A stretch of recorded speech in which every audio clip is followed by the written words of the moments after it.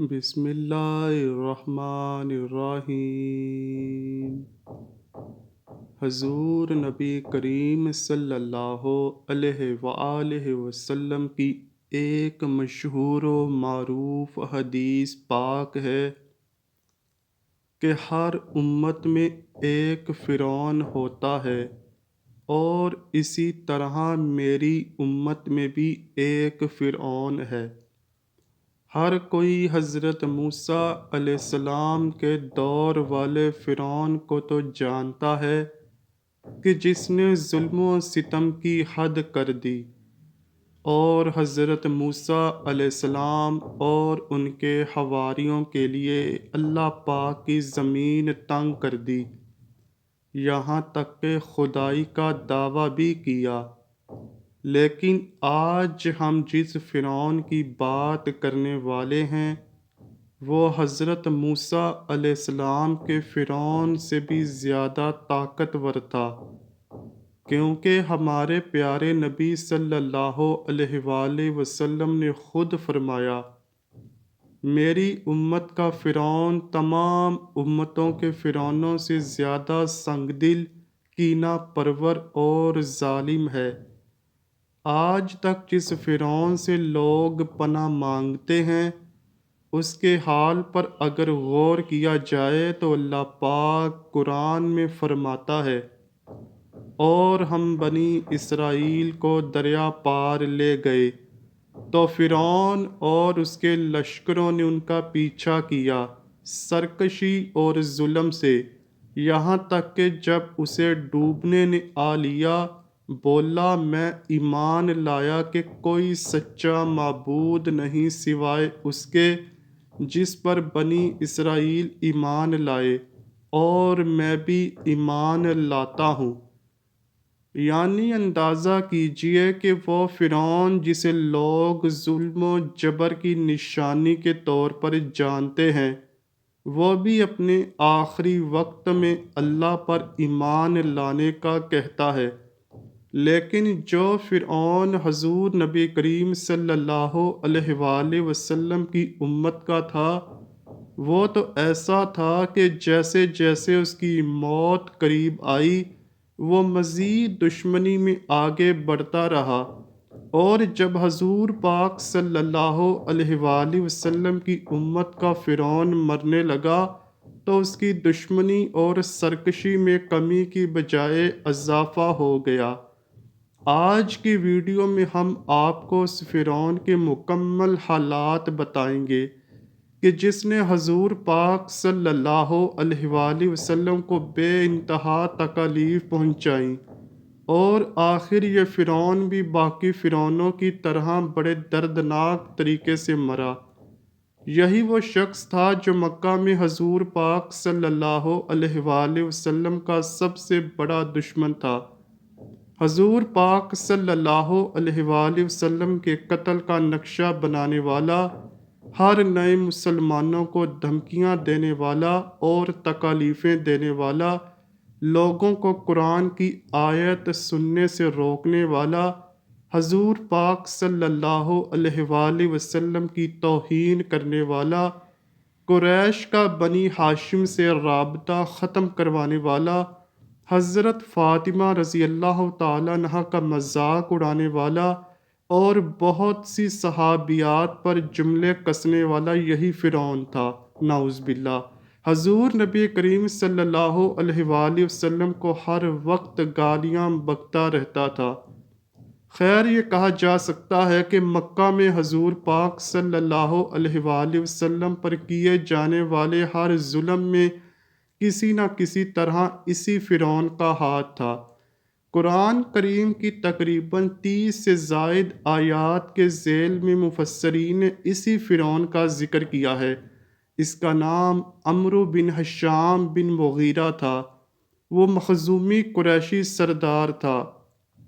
جب بھی حضور پاک صلی اللہ علیہ وآلہ وسلم لوگوں کو اللہ کا حکم سناتے تو یہ لوگوں سے کہتا کہ خوب شور و غل کرو کہ محمد صلی اللہ علیہ وآلہ وسلم کی کوئی بات سمجھ ہی نہ پائے۔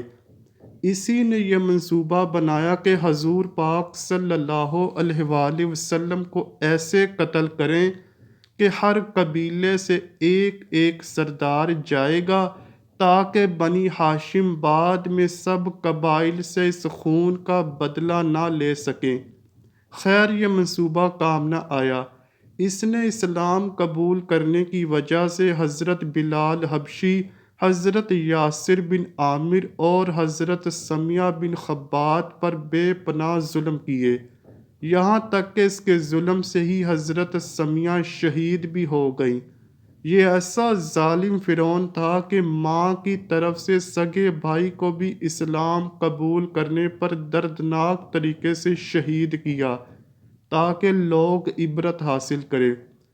دوستو اسی اسلام دشمنی اور مخالفت کی وجہ سے حضور پاک صلی اللہ علیہ وآلہ وسلم نے اس کو ابو جہل کا لقب دیا۔ جنگ بدر میں اس کا بہت کلیدی کردار تھا۔ حالانکہ کفار کا تجارتی قافلہ سکون سے مکہ پہنچ چکا تھا، لیکن ابو جہل نے کہا کہ ہم اب جنگ کر کے ہی رہیں گے۔ ابو جہل کے اصرار پر مکہ کا لشکر بدر کے کنووں کی طرف چل پڑا، اور وہاں پھر مسلمانوں اور کفار کے درمیان ایک سخت لڑائی ہوئی۔ یہ تو سبھی جانتے ہیں کہ کیسے دو بچوں نے رسول اللہ صلی اللہ علیہ وآلہ وسلم کی امت کے فرعون کو پچھاڑ دیا، لیکن آج آپ کو اس سے آگے کا واقعہ بیان کرتے ہیں۔ جنگ کا زور جب تھوڑا کم ہوا تو رسول اللہ صلی اللہ علیہ وآلہ وسلم نے فرمایا، کون ہے جو ابو جہل کو دیکھ کر اس کا حال مجھ سے بیان کرے؟ فوراً حضرت عبداللہ بن مسعود رضی اللہ تعالیٰ عنہ جا کر لاشوں کو ٹٹولنے لگے۔ اچانک دیکھا کہ ابو جہل زخمی پڑا ہے، سارا جسم اس کا فولاد سے ڈھکا ہوا تھا، اور ہاتھ میں تلوار بھی ابھی تک موجود تھی، لیکن زخم ایسا تھا کہ اپنے کسی بھی اعضاء کو ہلا نہیں پا رہا تھا۔ ابن ہشام نے اس کو نقل کیا ہے کہ حضرت عبداللہ بن مسعود رضی اللہ تعالیٰ عنہ فرماتے ہیں کہ میں نے اس کی گردن پر پاؤں رکھا تو تکبر کا یہ عالم تھا کہ بول اٹھا، اے بکریوں کے چرواہے، تو بڑی اونچی اور دشوار جگہ پر چڑھ گیا ہے۔ حضرت عبداللہ بن مسعود رضی اللہ تعالیٰ عنہ فرماتے ہیں، میں اپنی کن تلوار سے ابو جہل کے سر پر ضربے لگانے لگا، جس سے تلوار پر اس کے ہاتھ کی گرفت ڈھیلی پڑتی گئی۔ میں نے اس سے تلوار کھینچ لی۔ جان کنی کے عالم میں اس نے اپنا سر اٹھایا اور پوچھا، فتح کس کی ہوئی؟ میں نے کہا، اللہ اور اس کے رسول صلی اللہ علیہ وآلہ وسلم کی فتح ہوئی۔ پھر میں نے اس کی داڑھی کو پکڑ کر جھنجھوڑا اور کہا، اس اللہ پاک کا شکر ہے کہ جس نے دشمن خدا تجھے ذلیل کیا۔ پھر مجھے اس کے کچھ الفاظ سنائی دیے۔ میں نے کان قریب کیا تو سنا وہ کہہ رہا تھا، اپنے نبی صلی اللہ علیہ وآلہ وسلم کو میرا یہ پیغام پہنچا دینا کہ میں عمر بھر اس کا دشمن رہا ہوں، اور اس وقت بھی میرا جذبہ عداوت شدید تر ہے اور مرنے کے بعد بھی رہے گا۔ حضرت عبداللہ بن مسعود رضی اللہ تعالیٰ عنہ فرماتے ہیں کہ میں نے اس کا خول اس کی گدی سے ہٹایا اور اس کی تلوار سے اس کی گردن پر زوردار وار کیا، اس کی گردن کٹ کر سامنے جا گری۔ پھر میں نے اس کے ہتھیار زرہ وغیرہ اتار لیے اور اس کا سر اٹھا کر بارگاہ رسالت صلی اللہ علیہ وآلہ وسلم میں حاضر ہو گیا اور عرض کیا، یا رسول اللہ صلی اللہ علیہ وآلہ وسلم، یہ دشمن خدا ابو جہل کا سر ہے۔ آخری نبی صلی اللہ علیہ وآلہ وسلم نے 3 بار فرمایا، اللہ رب العزت کا شکر ہے جس نے اسلام اور اہل اسلام کو عزت بخشی۔ پھر سرکار عالی وقار صلی اللہ علیہ وآلہ وسلم نے سجدہ شکر ادا کیا اور پھر فرمایا، ہر امت میں ایک فرعون ہوتا ہے، اور اس امت کا فرعون ابو جہل تھا۔ جب حضرت عبداللہ بن مسعود رضی اللہ تعالیٰ عنہ نے ازلی بدبخت ابو جہل کا پیغام حضور پاک صلی اللہ علیہ وآلہ وسلم کو دیا، جو اس نے مرتے وقت ان کے کان میں کہا تھا، تو نبی پاک صلی اللہ علیہ وآلہ وسلم فرمانے لگے، اللہ پاک کے آخری نبی حضرت محمد صلی اللہ علیہ وآلہ وسلم نے فرمایا، میری امت کا فرعون تمام امتوں کے فرعونوں سے زیادہ سنگ دل اور کینہ پرور ہے۔ حضرت موسیٰ علیہ السلام کے فرعون کو جب بحر احمر کی موجوں نے نرغے میں لیا تو پکار اٹھا کہ میں موسیٰ کے اللہ پر ایمان لاتا ہوں، مگر جب رسول اللہ صلی اللہ علیہ وآلہ وسلم کی امت کا فرعون مرنے لگا تو اس کی اسلام دشمنی اور سرکشی میں کمی کی بجائے اضافہ ہو گیا۔